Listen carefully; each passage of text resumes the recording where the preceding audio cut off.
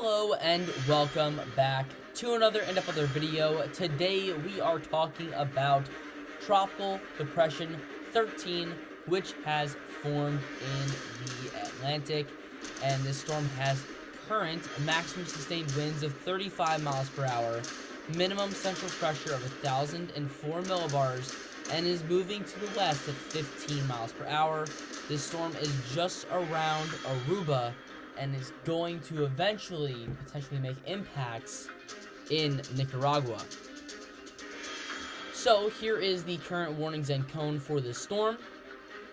The National Hurricane Center is predicting this storm to become a tropical storm very soon, and eventually a hurricane before impacting Nicaragua, before eventually moving over land and weakens off to a tropical depression after a couple days over land, maybe a day and a half.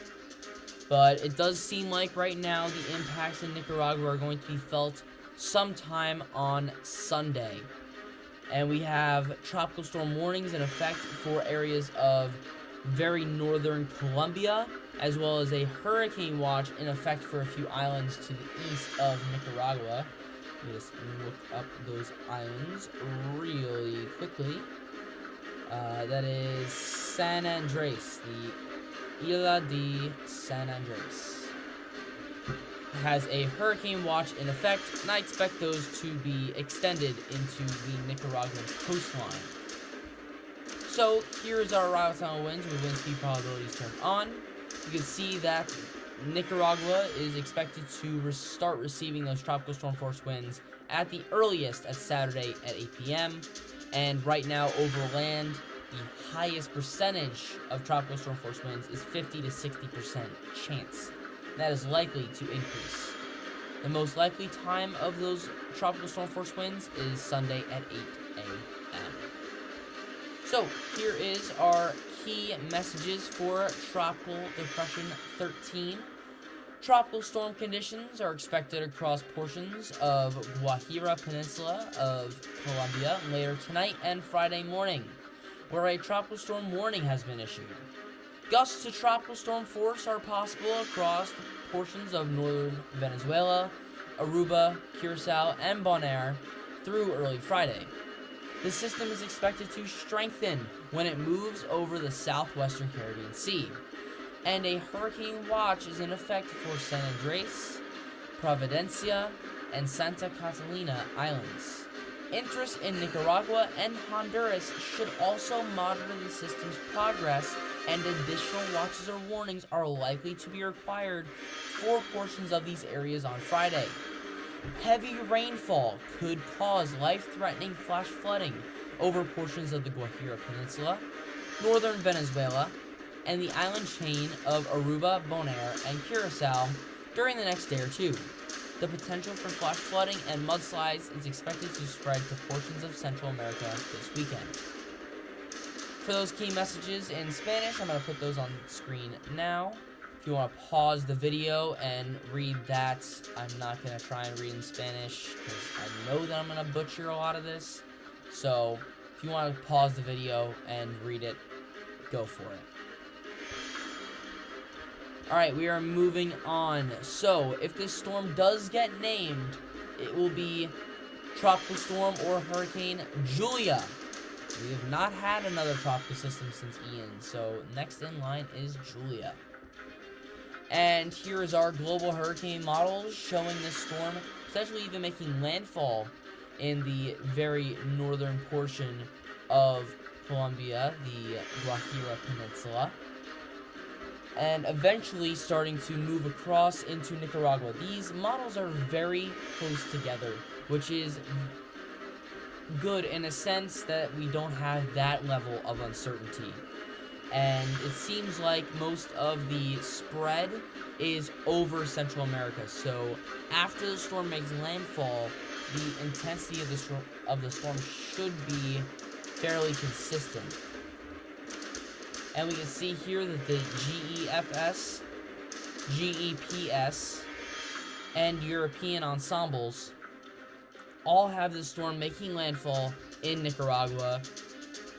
Now, the area of Nicaragua that it does make landfall in is a little bit varied. The European and the GEFS are probably closest together, and the GEPS is a little bit further to the north. But the real issue with this storm is going to be in the intensity. So there is still a chance that this storm doesn't form at all. There's one model showing that. But the consistency in the models is not, we don't have one definitive track. So we more have a range. So we have the potential for this storm to be a mid-level tropical storm. A few models are showing that. We also have the potential for this storm to be a a high-end tropical storm or a low-end hurricane. That's where most of the models are at this moment. But there's also the potential that the storm could reach Cat 2 or Cat 3 strength, which is less likely, about 2 or 3 models showing that. But again, still a possibility. And here's our HWRF model, which is showing that landfall over the Guajira Peninsula, moving out into the Caribbean Sea, strengthening rapidly before making landfall in Nicaragua at 962 millibars and at wind speeds of about 90 miles per hour. So that is right below a Category 2 hurricane. So that is more in line here with a couple of these models right in here. So just below a Category 2, according to the HWRF. And the HWRF also has significant rainfall coming from this storm, potentially over 10 inches of rainfall in portions of Nicaragua. So the hilly and mountainous terrain of Nicaragua could see some mudslides there as well as maybe some localized flash flooding. And if we do see the HWRF play out and you have those 85-knot winds, we could see some storm surge along the very extreme coastline of Nicaragua. Now, the HWRF isn't our only hurricane model. We also have the HMON, which is also showing that landfall in the Guajira Peninsula, moving out into the Caribbean Sea, strengthening rapidly as it approaches Nicaragua and makes landfall at 968 millibars. And we have our peak intensity here right around 90 mile an hour as well. So about the same scenario here from both of our two hurricane models at the moment. So it seems like both of these two models are taking this route, which isn't as widely accepted by our intensity guidance right now. So this is definitely something that we need to watch, and I'm actually going to go over here, and we're going to look at this storm on satellite imagery, and we're going to go right here, and we can see that this is just a cluster of thunderstorms just to the north of Venezuela. And as this storm continues to move to the west, it's not playing at the moment, but there we go.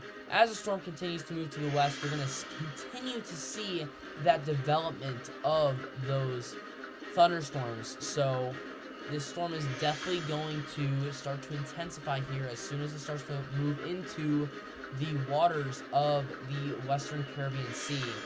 So this is definitely a storm that we have to look out for, especially if it is going to have impacts on land in Central America.